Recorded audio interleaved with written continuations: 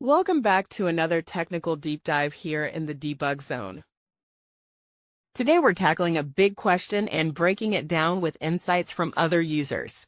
Hopefully this clears up some misconceptions and helps you get the answer you need. So buckle up, stay a little curious, and let's jump right in.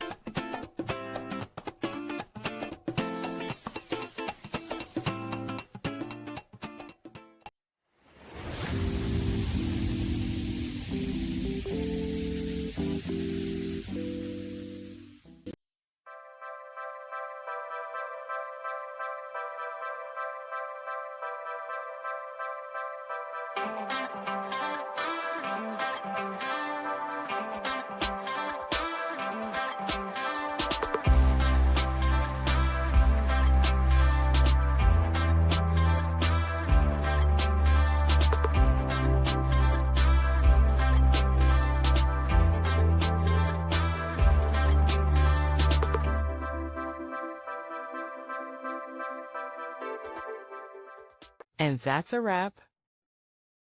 I hope you found the answer you were looking for. If you did, take a second to hit that subscribe button. It really helps out. And let me know in the comments which solution worked best for you. See you next time in the Debug Zone.